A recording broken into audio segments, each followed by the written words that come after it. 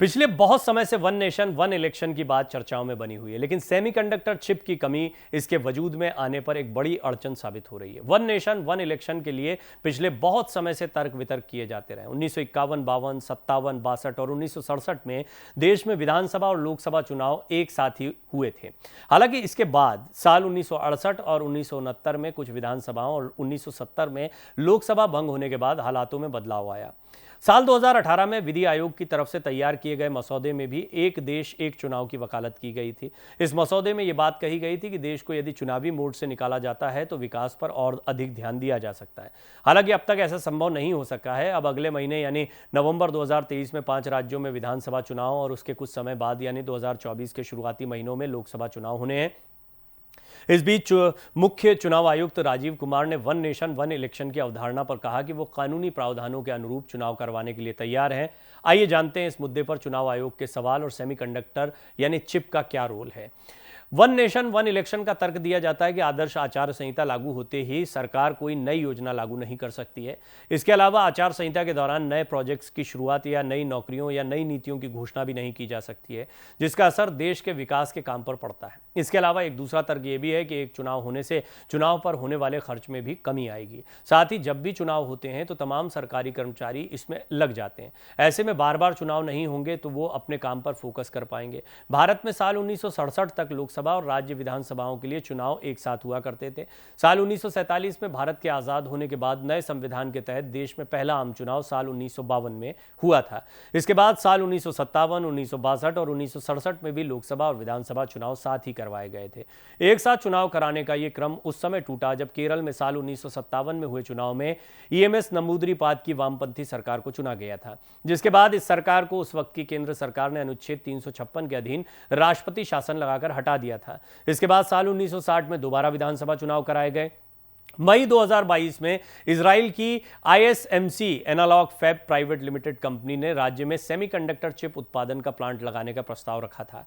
कर्नाटक सरकार के मुताबिक इस परियोजना की लागत करीब 22,900 करोड़ रुपए है। सरकार की माने तो इसके शुरू होने से करीब 1500 स्थानीय लोगों को प्रत्यक्ष तौर पर रोजगार मिलेगा। ISMC Analog Fab Private Limited company अंतर्राष्ट्रीय स्तर पर चिप बनाने का काम करती है। कंपनी के मुताबिक प्लांट लगने में 7 साल का वक्त लगेगा। इससे प्रत्यक्ष के अलावा अप्रत्यक्ष तौर पर करीब 10,000 लोगों को रोजगार मिल सकेगा। सेमीकंडक्टर चिप की लगातार होती कमी पूरे विश्व के लिए एक बड़ी समस्या है, जिसका उपयोग ईवीएम मशीन बनाने के लिए भी किया जाता है। एक साथ चुनाव कराने की व्यावहारिकता के संबंध में इस साल की शुरुआत में ही चुनाव आयोग ने कानून पैनल को अपनी प्रतिक्रिया में सेमीकंडक्टर और चिप्स की वैश्विक कमी के बारे में चिंता व्यक्त की है, जो इलेक्ट्रॉनिक वोटिंग मशीन यानी ईवीएम और मतदाता सत्यापन योग्य पेपर ऑडिट ट्रेल या वीवीपीएटी जिसको कहते हैं मशीनों के निर्माण के लिए एक आवश्यक चीज है। इस कमी के चलते 2024 में केवल लोकसभा चुनाव के लिए चुनाव आयोग को अतिरिक्त 4 लाख वोटिंग मशीन बनाने में काफी चुनौतियों का सामना करना पड़ा था। ऐसे में पूरे देश में एक साथ लोकसभा और विधानसभा चुनाव कराए जाते हैं तो अतिरिक्त वोटिंग मशीन की कमी को पूरा करने की बड़ी चुनौती सामने आएगी। इलेक्शन कमीशन ने महसूस किया कि 2 निर्माताओं भारत इलेक्ट्रॉनिक लिमिटेड और electronics corporation of India limited की वर्तमान प्रतिबद्धताओं को ध्यान में रखते हुए वोटिंग मशीन उत्पादन लाइनों को बढ़ाने के लिए 1 साल तक का निश्चित समय लग सकता है। इसके अलावा कोविड-19 महामारी और रूस यूक्रेन युद्ध के मद्देनजर सेमीकंडक्टर की कमी ने ईवीएम खरीद की समय सीमा को और गड़बड़ा दिया है।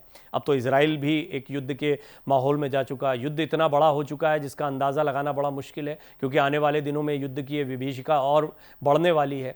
15 दिनों में इतने लोग मर गए जितने पिछले 15 सालों में नहीं मरे थे। इससे अंदाजा लगाया जा सकता है कि ये युद्ध कितना बड़ा है। वही इजराइल इस पूरे प्रोजेक्ट में एक बहुत अहम भूमिका निभाने वाला है। तो ये भी एक नया अपडेट इसमें जुड़ता हुआ दिखाई दे रहा है। चुनाव आयोग ने कभी भी एक साथ चुनाव कराने के विचार का विरोध नहीं किया है, जब तक कि ईवीएम खरीद के लिए तार्किक व्यवस्था पर ध्यान दिया जाता है। हालांकि चुनाव आयोग ने ईवीएम की व्यवस्था के लिए 6 महीने से 1 साल तक समय मांगा। यह पहली बार नहीं है जब इलेक्शन कमीशन ने सेमीकंडक्टर की कमी से संबंधित उत्पादन चुनौतियों के बारे में चिंता जताई है। इस साल की शुरुआत में भी इलेक्शन कमीशन ने ईवीएम खरीद में आवंटित बजट का 80% खर्च करने में असमर्थता जताई थी। इसी के चलते ईवीएम के निर्माण में भी देरी हुई। इसके अलावा चुनाव प्रक्रिया की विश्वसनीयता, आमजन के विश्वास को ठेस न पहुंचे, इसलिए चुनाव आयोग इन मशीनों के उत्पादन में निजी निर्माताओं को शामिल करने के भी सख्त खिलाफ है। आपको याद है ईवीएम्स को लेकर कितनी राजनीति इस देश में होती है। जब कोई जो चुनाव जीता, ईवीएम ईवीएम ईवीएम का राग अलापना शुरू हो जाता है। अब चुनाव आयोग की जिम्मेदारी होती है, उन्हें पता है कि तुरंत ईवीएम पर प्रश्न चिन्ह लगाने लगते हैं, यहाँ वहाँ से चीज़ें खोज कर लाने। तो इस बात का भी ध्यान रखना है, ये बहुत ही महत्वपूर्ण चीज़ है, इसकी सीक्रेसी बहुत महत्वपूर्ण है। इसलिए इस बात को लेकर, इसकी व्यवहारिकता को भी समझते हुए इलेक्शन कमीशन चिंतित रहता है। पूर्व चुनाव आयुक्त तो ओपी रावत ने बताया है कि चुनाव आयोग ने केंद्र सरकार को बताया था कि दोनों चुनाव साथ कराना संभव है। इसके लिए सरकार को 4 काम करना होंगे। इसके लिए सबसे पहले संविधान के 5 अनुच्छेदों में संशोधन जरूरी होगा। इसमें विधानसभाओं के कार्यकाल और राष्ट्रपति शासन लगाने के प्रावधानों को बदलना होगा। इसके अलावा निर्वाचन आयोग ने यह भी बताया कि जनप्रतिनिधित्व कानून और सदन में अविश्वास प्रस्ताव को लाने के नियमों को बदलना होगा, जिसके लिए अविश्वास प्रस्ताव की जगह रचनात्मक विश्वास प्रस्ताव की व्यवस्था लानी होगी। यानी अविश्वास प्रस्ताव के साथ यह भी बताना जरूरी है कि किसी सरकार को हटाकर कौन सी नई सरकार बनानी चाहिए, जिसमें सदन को विश्वास हो, ताकि पुरानी सरकार गिरने के बाद भी नई सरकार के साथ विधानसभा या लोकसभा का कार्यकाल चलता रहे, 5 साल तक चलाया जा सके। वहीं निर्वाचन आयोग ने वन नेशन वन इलेक्शन के लिए कुल 35 लाख ईवीएम की जरूरत बताई थी, जिसके लिए नई ईवीएम की खरीद बहुत आवश्यक है।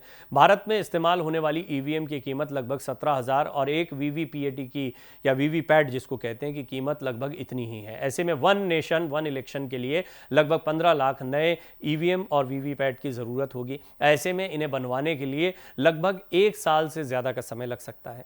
एक देश एक चुनाव, वन नेशन वन इलेक्शन के पीछे चुनाव में होने वाले खर्च भी एक दलील है।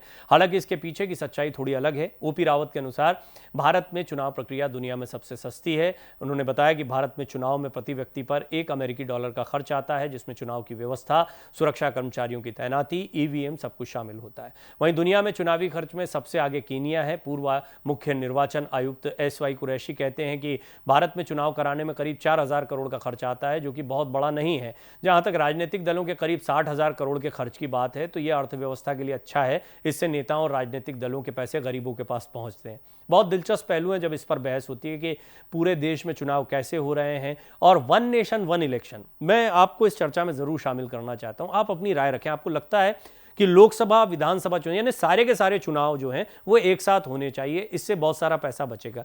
लेकिन इस पर कई दलीलें दी जाती हैं कि अभी जो एक दबाव बना रहता है सरकार के ऊपर, बीच बीच में जो चुनाव होते रहते हैं, चुनावी मोड में रहते हैं, तो राजनीतिक दल अपनी अकाउंटेबिलिटी को ज्यादा समझते हैं। इसके नुकसान भी है, बहुत लंबी चर्चा हो सकती है इस पर, मैंने कुछ एक्सप्लेनर्स अलग से भी बनाए हैं। लेकिन आप अपनी राय जरूर रखें। आपको लगता है वन नेशन वन इलेक्शन ये जरूरी है, या आपके कुछ और तर्क हैं? अपनी राय जरूर शुमार करें।